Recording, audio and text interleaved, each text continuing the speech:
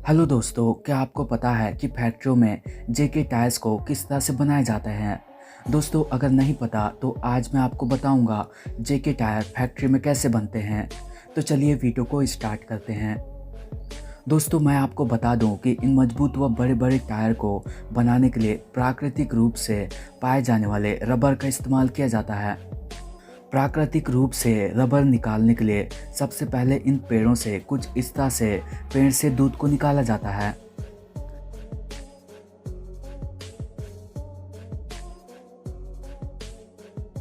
अब इन दूध को इकट्ठा करके फैक्ट्री में ला लिया जाता है और इनसे वाटर को रिमूव किया जाता है।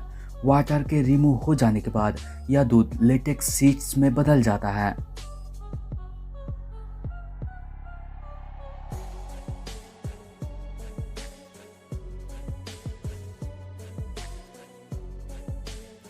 अब इन लेटेक्स शीट्स को सुखाकर जेके टायर बनाने वाली फैक्ट्री में भेज दिया जाता है। दोस्तों, इस टायर को बनाने के लिए मुख्य तौर पर natural synthetic rubber, nylon tyre, fabric bead wire, carbon black, silica जैसे मुख्य मटेरियल का यूज़ किया जाता है। अब टायर बनाने की मुख्य प्रक्रिया शुरू होती है, जिसमें इन सारे मटेरियल को निर्धारित मात्रा में लेकर मिक्स किया जाता है।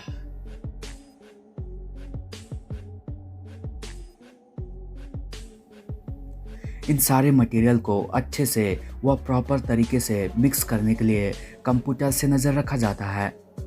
ये मटेरियल मिक्स हो जाने के बाद काले सीड्स के रूप में इन्हें इकट्ठा कर लिया जाता है।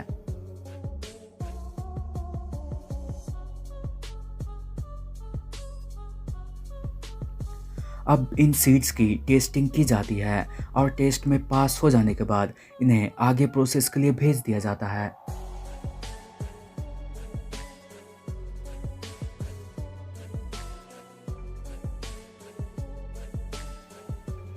अब इसके बाद वाइट रबर के सीड्स को आकार देने का काम होता है, जिसमें इन्हें कई चैम्बर से गुजारा जाता है और एक पतली सीट में बदल दिया जाता है।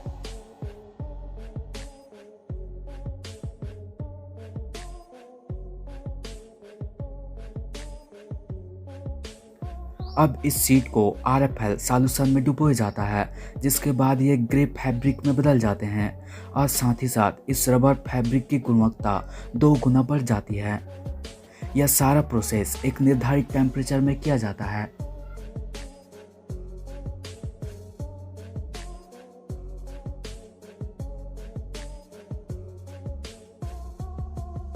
अब इसके बाद फैब्रिक कैलेंडरिंग प्रोसेस होता है, जिसमें यह रबर शीट की 2 पतले परतों के बीच पतले व तेज स्टील के तारों को सैंडविच करता है।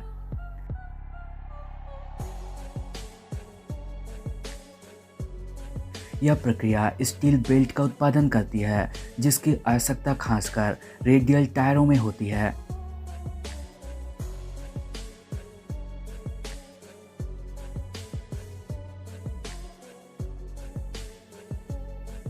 अब इन फैब्रिक शीट्स की टायर के माप अनुसार व निर्धारित एंगल में कटिंग की जाती है।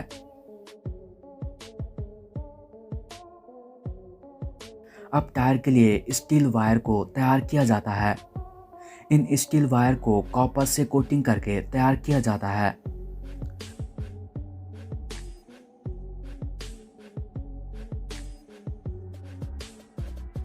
अब इन वायर्स को टफ रबर कंपाउंड के साथ कोटिंग किया जाता है।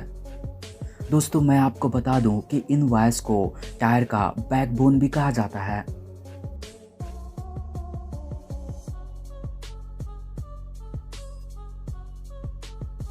इसके बाद अब इन काटे गए रबर की शीट्स को एक दूसरे से विपरीत विपरीत डायरेक्शन में असेंबल किया जाता है, ताकि ये पत्थरों व कील से टायर को बचा सकें।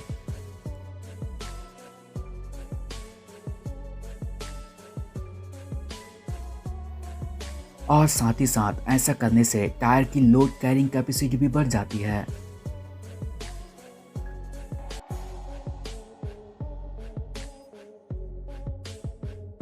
अब इस अगले प्रोसेस में अब तक टायर के जितने भी कंपाउंड तैयार किए गए हैं उन्हें असेंबल किया जाता है। इसके लिए असेंबलिंग मशीन का इस्तेमाल किया जाता है।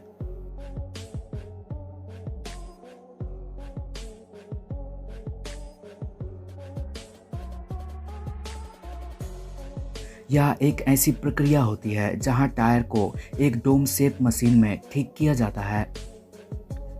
इसमें टायर के फ्रिक्शन को रिड्यूस करने के लिए स्टेरिक एसिड का यूज़ किया जाता है।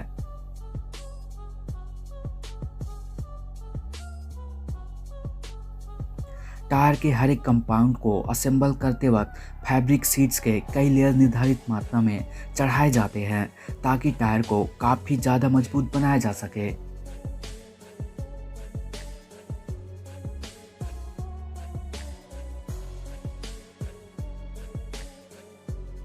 अब इन टायर के साइड में मजबूत रबर के स्ट्रिप्स को लगाया जाता है। मैं आपको बता दूं कि टायर को असेंबल करने की प्रक्रिया एक निर्धारित तापमान में कुशल कारीगरों द्वारा किया जाता है।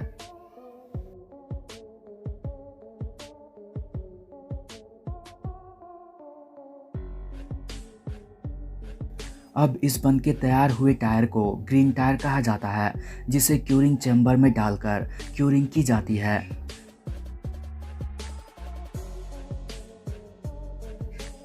इसमें हॉट वाटर व हाई प्रेशर स्टीम का यूज़ किया जाता है। अब इस ग्रीन टायर को JK-OTR टायर के सांचे में निर्धारित टेम्परेचर में डाल दिया जाता है, जिसके बाद यह टायर एक OTR टायर का रूप ले लेता है।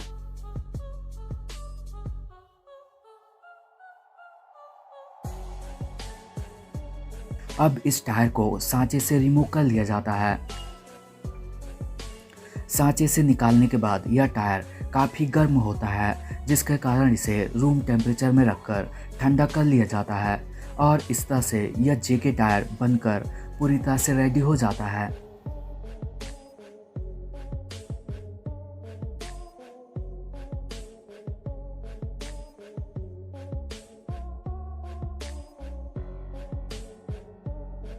तो दोस्तों, आज के वीडियो में बस इतना ही।